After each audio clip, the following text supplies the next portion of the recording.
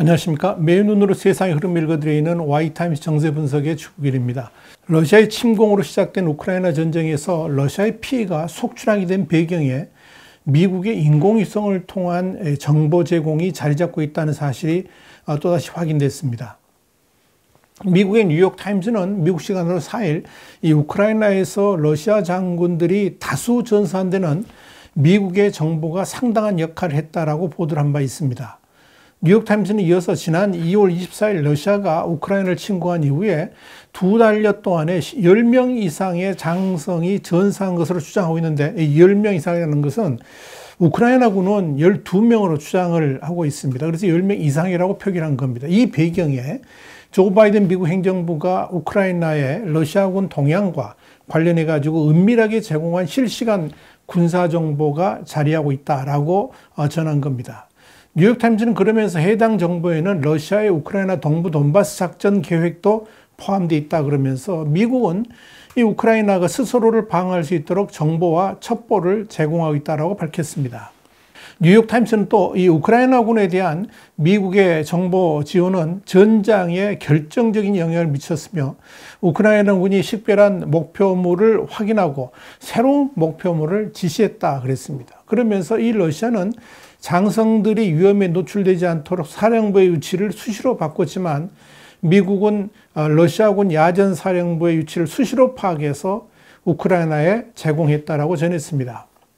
뉴욕타임즈는 더불어서 미국으로부터 정보를 받은 우크라이나군은 자국군이 도감청으로 얻은 정보를 합해가지고 러시아 장성을 표적으로 한 특수전에서 상당한 전과를 거두었다 그랬습니다. 그러면서 이 바이든 행정부는 러시아 고위 장교를 표적으로 하는 작전 능력에 도움을 주고자 개별 병사를 식별하고 사살하는 데 사용하는 스위치블레이드 드론 소형 버전을 제공했다라고 보도를 한 겁니다. 한편 이 우크라이나군은 미국의 도움 없이 러시아 장성을 목표로 한 작전을 벌이기도 한 것으로 알려졌습니다. 우크라이나군은 최근 최전선을 방문한 러시아군 최고 지휘관인 이 발레리 게라시모프 총참모장을 노리고 집중 공격을 시도했고, 이로써 게라시모프 총참모장이 파편에 상처를 입었다, 이런 보도가 나온 바도 있습니다. 뉴욕타임스는 이 보도와 관련해 가지고 복수의 관계자에게 확인한 결과 해당 공격은 미국 정보의 도움을 받지 않은 것이었다라고 전한 겁니다. 이 미국의 첩보 위성과 민간 위성을 통한 정보는 러시아의 우크라이나 침공을 상당히 억제하고 또 지체시키는 역할을 하고 있는 것으로 보입니다.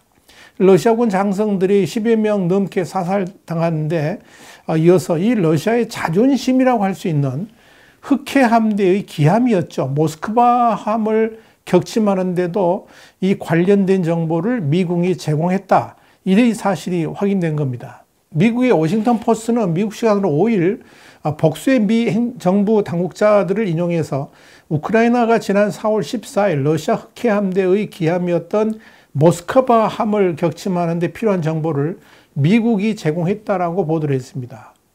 우크라이나는 당시 이 자국군의 넵튠 지대함 미사일 2발로 모스크바호를 침몰시켰다고 주장한 바 있습니다. 승조원 510명을 태운 이 유도 미사일 순양함이던 이 모스크바함은 2차 세계대전 이후에 침몰한 가장 큰 함정입니다. 이 흑해 함대를 지휘하는 등 작전에서 핵심 역할을 해왔었는데 우크라이나군의 공격에 의해서 침몰당한 겁니다. 워싱턴 포스트는 이어서 이 우크라이나군이 미사일 발사 전에 우크라이나 남부 항구 도시 오데사 남쪽을 항행하는 한 함정에 대해서 미국에 물어봤는데 미국은 이 군함을 모스크바함이라고 식별을 했고 위치를 확인해 주는 걸 도왔다는 거죠. 이후에 우크라이나군이 모스크바호를 표적으로 삼았다는 겁니다. 그러면서 미국은 우크라이나의 모스크바호 공격을 사전에 알지는 못했고 공격 결정에도 가담하지는 않았다라고 전했습니다. 워싱턴 포스트는 또 미국은 러시아 함정이 우크라이나에 미사일을 발사하고 러시아군의 상륙을 지원할 가능성이 있는 상황에서 이 우크라이나의 해안 방어를 돕고자 해상 정보를 제공했다 그러면서 미국의 정보가 없었다면 우크라이나는 선박을 맞출 확신이 없어서 공급이 부족한 넵튠 미사일을 2발이나 사용하는 것을 주저했을 수 있다라고 분석을 했습니다.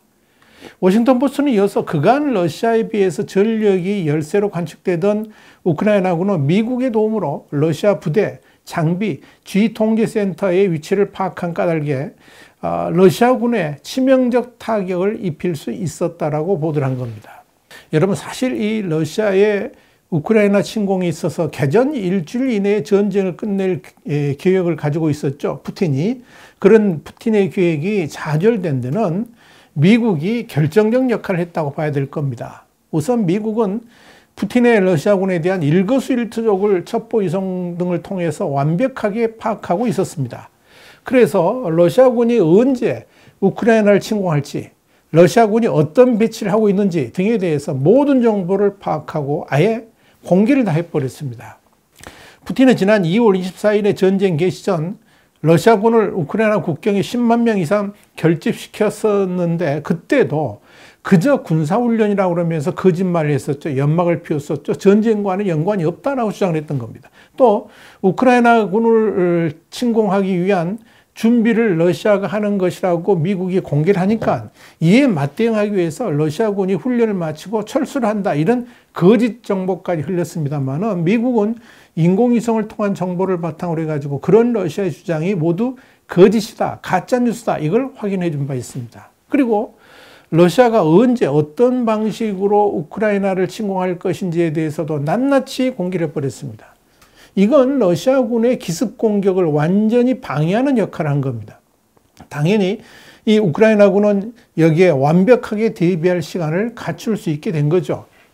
전쟁 초기 이 러시아군 탱크가 60km 이상 줄지어 서 있는 것을 보고 서방의 언론들은 처음에 미스테리라고 보도들을 했습니다만, 사실 그런 현상에는 미국의 정보 공개, 그리고 이걸 통한 우크라이나군의 역공격으로 인한 정치였다는 것이 나중에 확인된 바 있습니다. 이런 식으로 러시아군 행보 모두를 미국은 과거와는 달리 언론에 시시각각 공개를 해버렸고, 민감한 정보는 우크라이나군에 제공을 하면서 우크라이나군은 적은 군사력으로도 막강한 러시아군을 효율적으로 제압할 수 있었다, 이렇게 보시면 됩니다. 이런 미국과 우크라이나군의 협력으로 인해서 푸틴이 원래 계획했던 일주일 내 전쟁 종료 시나리오는 완전히 빗나갔고, 수도 키우 점령을 통한 괴뢰 정권 설립 계획도 무산되어 버린 겁니다. 또 하나 주목해야 될 게 있는데, 이건 뭐냐면 나토군의 대응입니다. 푸틴의 러시아군이 움찔할 수밖에 없었던 것은 우크라이나를 침공하기도 전에 나토군이 러시아 국경과 가까운 지역들의 나토군을 증파하면서 전쟁에 대비했다는 점입니다. 이건 러시아군을 상당히 위축시키는 결과를 낳았습니다. 그런데 이렇게 나토군이 우크라이나를 침공하기도 전에 병력을 증강하고 대비태세를 갖춘 건 역시 미국의 첩보위성을 통한 러시아군의 군사정보를 사전에 파악했기 때문에 가능했다, 이렇게 보실 수 있습니다. 심지어 미국은 러시아의 가짜 깃발 전략 역시 사전에 다 파악을 하고 이걸 무력화시켰습니다. 러시아의 가짜 깃발 전략이라는 것은 이 우크라이나 동부 돈바스 지역에 우크라이나군으로 유장한 러시아군이 일부러 포격을 가한 후에 우크라이나군의 만행을 주장하면서 자신들의 침공 명분을 획득하기 위한 그런 유장 전략을 일컫는 말입니다만은, 미국은 그런 이 러시아군의 가짜 깃발 전략까지 모두 정보를 입수해가지고 사전에 공개를 하면서 이 가짜 깃발 전략도 무산시켜버린 겁니다. 이런 가짜 깃발 전략은 돈바스에서만 일어난 게 아니라 이 우크라이나군에 의한 생화 공격을 위장하려던 계획까지 들통나면서 결국 러시아군에 의한 화학전도 막아버렸습니다. 이렇게 미국의 손바닥에 러시아군의 핵심 정보들이 다 들어있다 보니까 러시아군은 사실 제대로 된 전쟁도 치러보지 못하고 그저 군사대국답지 않게 수많은 공격들이 수포로 돌아가는 수모를 당하게 된 겁니다. 미국의 정보자산을 통한 러시아군에 대한 세밀한 정보는 러시아의 핵전쟁 계획까지 가로막고 있습니다. 지난 2월 27일 푸틴은 핵무기 운용 부대에 대한 경계태세 강화를 지시하면서 논란을 불러일으킨 바 있었죠. 그 후로는 또 수시로 핵전쟁 가능성을 이 러시아 군부가 언급해 왔었습니다. 그런데 미국과 서방국들은 이 푸틴의 이런 도발적 발언에 대해서 주눅이 들기는커녕 오히려 더욱 강력하게 대응을 하고 있습니다. 원래 푸틴의 의도는 핵전쟁 가능성을 공표하게 되면 서방 국가들의 우크라이나 지원이 줄어들지 않겠나, 할 수 없도록 만든 거 아닌가 이렇게 생각을 했었을 겁니다. 우크라이나에 서방의 무기들이 투입되지 않으면 전쟁은 쉽게 끝날 수 있고 또 러시아의 승리로 갈 수 있기 때문에 그렇게 판단했던 거죠. 그런데 미국 등 서방 국가들은 푸틴의 경고에도 불구하고 이 우크라이나에 대한 지원을 오히려 늘렸습니다. 이렇게 서방국들이 푸틴의 경고에 위축되지 않은 이유가 뭐냐? 바로 미국의 촘촘한 군사정보가 있기 때문에 그런 겁니다. 조 바이든 미국 대통령은 푸틴 핵전쟁 경고 직후 지난 2월 28일 핵전쟁 가능성을 단호하게 부정했습니다.